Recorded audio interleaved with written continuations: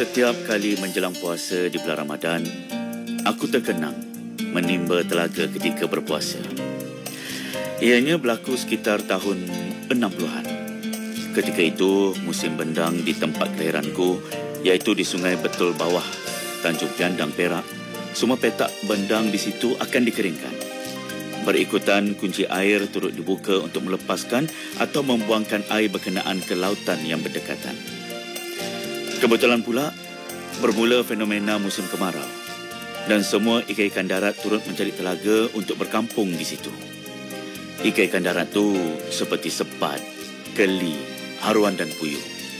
Ikan-ikan itu akan menjadi habuan kepada petani untuk menimba telaga berkenaan. Walaupun bulan puasa, di antara petani termasuk kami, tak ada pilihan lain dah. Mau tak mau, kami turut menimba telaga ketika itu. Kalau tidak mengambil peluang masa itu, dikhawatiri tiba-tiba hujan lebat turun. Kemungkinan air dalam telaga penuh tepu, menyebabkan ikan-ikan tadi bertebaran melarikan diri untuk keluar. Langsung melepas.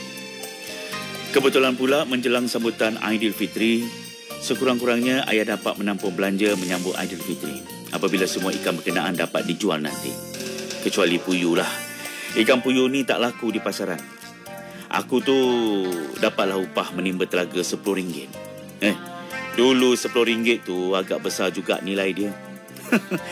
Satu hari ayah aku, iaitu An-Nawari Haji Mukhtar, mengajak aku menimba sebuah telaga. Turut diajak juga sepupu aku, iaitu Abang Man. Kedudukan telaga yang aku maksudkan tu agak jauh dari rumah kami. Maksud aku, telaga berkenaan terletak di petak bendang yang lain lah. Lebih kurang sejauh 3 kilometer dari jalan utama. Kira-kira pukul 8 pagi, kami mulai menimba di telaga berkenaan. Kami menggunakan sebuah penimba yang diperbuat daripada bekas sebuah tin kosong minyak agas. Manakala penimba berkenaan diikat dengan tali, iaitu 2 dari kanan dan 2 dari kiri. Lebih kurang panjangnya 5 kaki.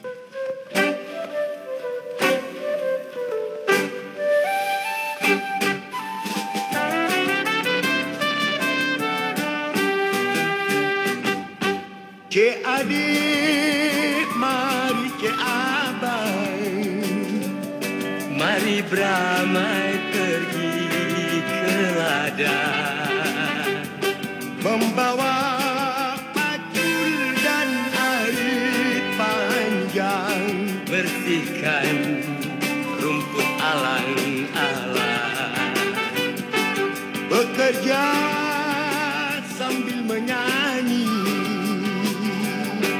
agar hilangkan rasa letih. Sedari pagi sehingga petang, bekerja penuh rasa riang. Suara kecapi, suling berbunyi, itulah irama memikat hati.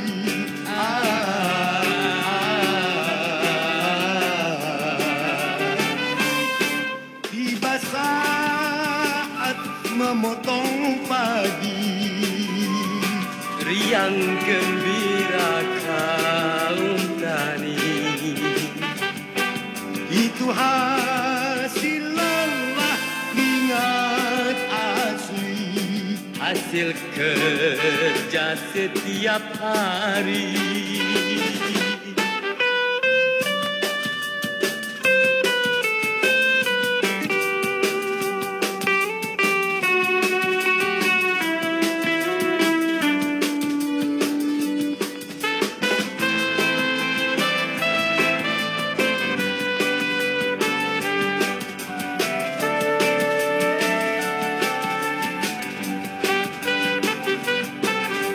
Suara kecapi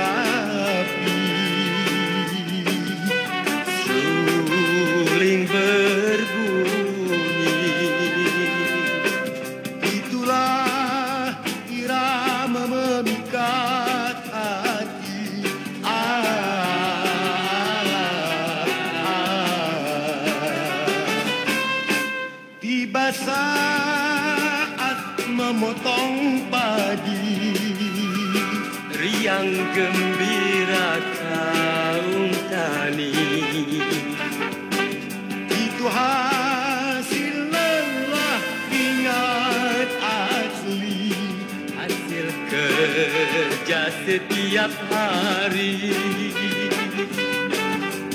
Yo, ayo, ayo, ayo, ayo.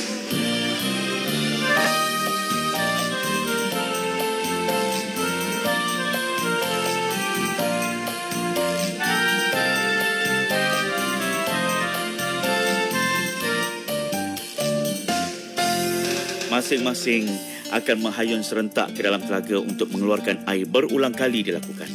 Itulah kaedah menimba telaga masa dulu. Sambil juga berehat, maklumlah masih berpuasa. Kira-kira sejam lebih kami menimba hari itu, kami bergila-gila berbuat demikian. Sehingga air dalam telaga mulai kekeringan, menampakkan ikan sepat berlompat-lompatan. Aku bersama-sama ayah masih lagi berpuasa. Masih tahan berpuasa lah kata orang. Sebaliknya Abang Man dari awal lagi dia dah tak puasa dah. Dia langah aja air teh dan juga bekalan kuih yang kami bawa sebagai persediaan. Jadi kerana Abang Man dia tak puasa pada hari itu, jadi dialah yang akan kena turun ke dalam telaga untuk menyauk ikan-ikan berkenaan. Dia terpaksa meranduk seluk lembik hingga ke paras pinggang dia. Dah alang-alang puasa mungkin tak berdaya melakukannya. Jadi kerja-kerja menyauk ikan-ikan tu agak berat untuk dikerjakan. Ditambah lagi dengan meranduk seluk lembik tu tadi. Dan aku bersama ayahku masih lagi bertahan berpuasa. Walaupun ayah bersama-sama Abang Man terpaksa menggalas atau memikul ikan-ikan dalam raga keranjang, raga itu diperbuat daripada jalinan belahan buluh yang dibekalkan oleh peraih, termasuk penimbanya sekali. Mereka berkongsi menggunakan sebatang kayu pengandar, jadi semua ikan-ikan telah pun diasingkan terlebih dahulu dalam raga berkenaan. Bayangkan ayah bersama Abang Man terpaksa meredah batas perenggan bendang sebelum sampai ke jalan utama. Sejauh yang aku sebutkan tadi. Kecuali aku diberi peluang tidak mengandar ikan-ikan berkenaan kerana aku masih berpuasa ketika itu. Ayah tahu, kemungkinan aku tidak akan berdaya melakukannya. Sebenarnya, memang aku mengaku yang aku tak akan larat untuk mengandarkannya.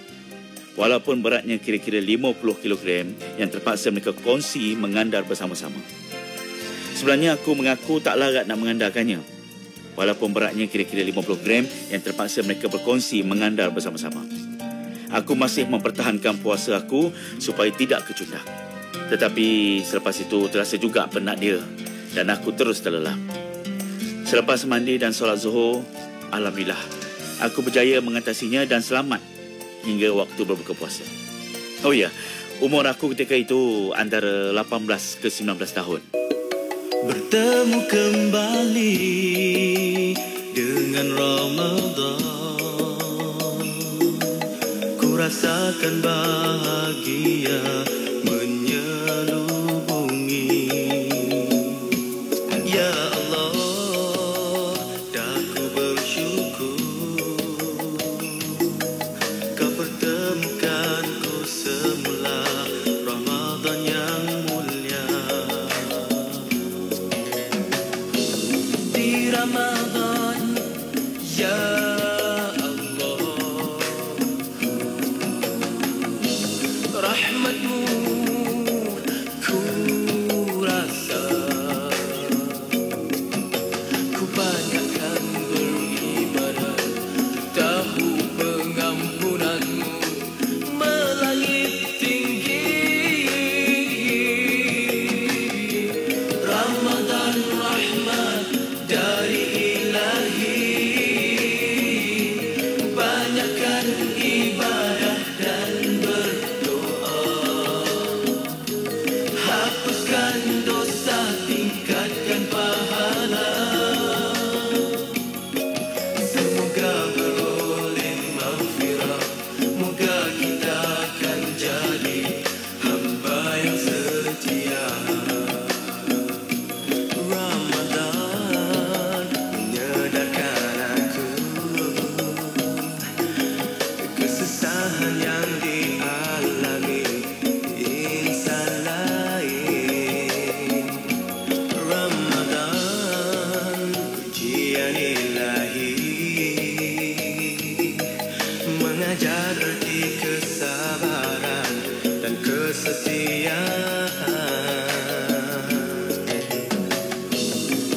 Ramadan, ya Allah.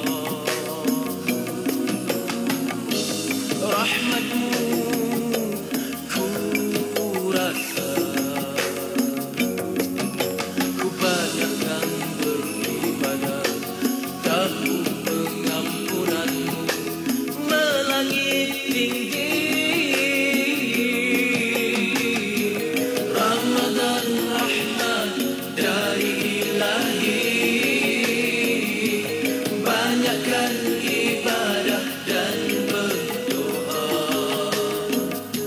hapuskan dosa, tingkatkan pahala. Semoga beroleh maghfirah, moga kita akan jadi hamba yang setia.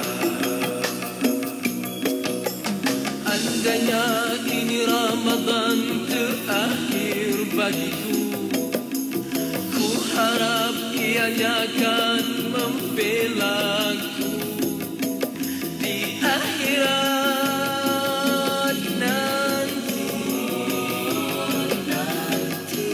Ramadan rahmat dari Ilahi,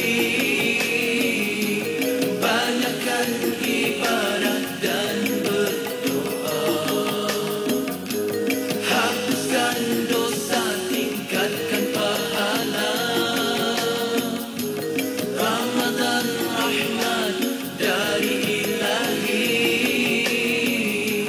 banyakkan ibadah dan berdoa,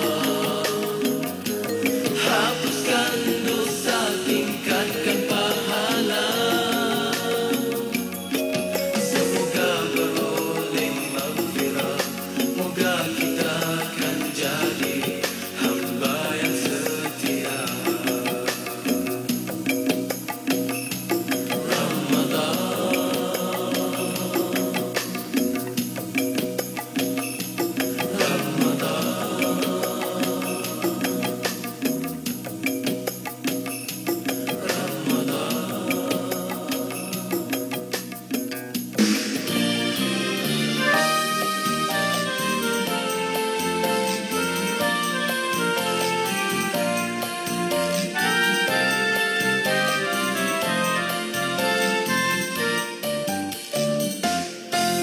Seterusnya, ketika aku berumur awal 20-an, aku cuba untuk memukul padi pulut pada bulan puasa, berhampiran rumah kami.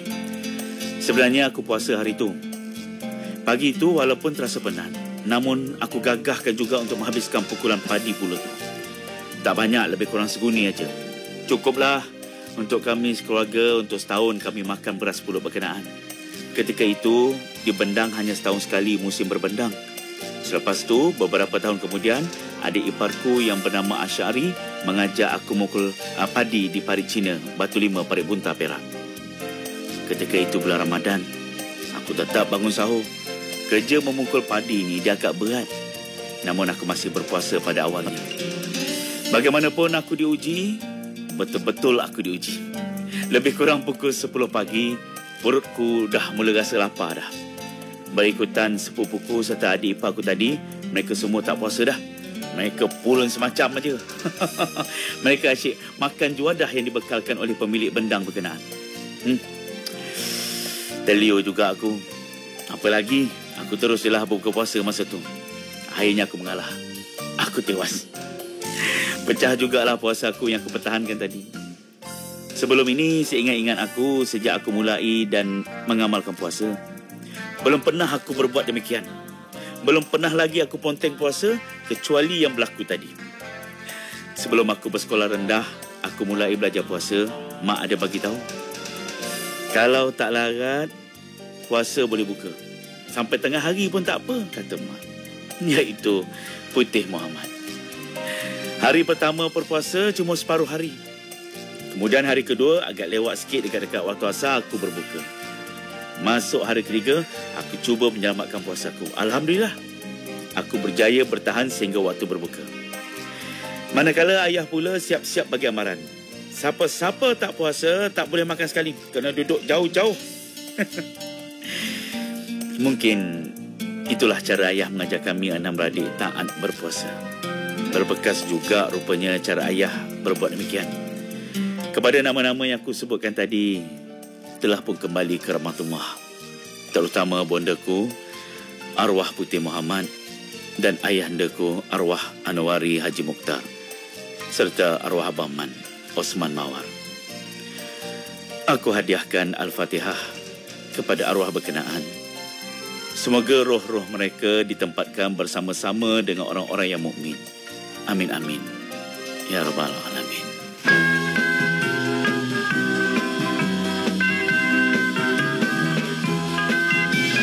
Walaupun jauh beribu batu, namun hatiku tetap padamu. Senyuman mesra, bingkisan rindu dalam kenangan utuh selalu. Duhai sayang, cintaku sejati, kenangan mesra lalu mengusik hati. Indah nian mesra yang tercipta, kenangan mesra lalu mengusik jiwa. Biar bertahun dalam kembara, paduan jiwa cinta bertahta. Damai setia lukis di dada, menanti cita sinar bahagia.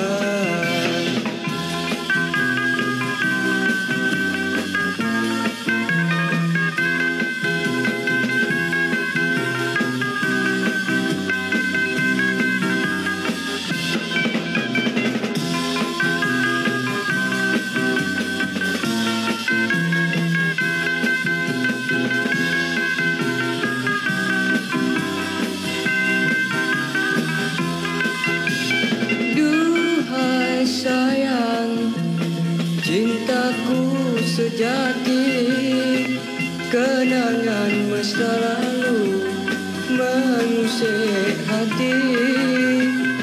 Indah nian mesra yang tercipta, kenangan mesra lalu mengusik jiwa.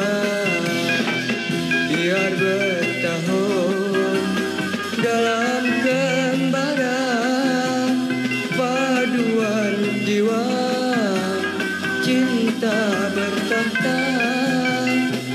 Damai setia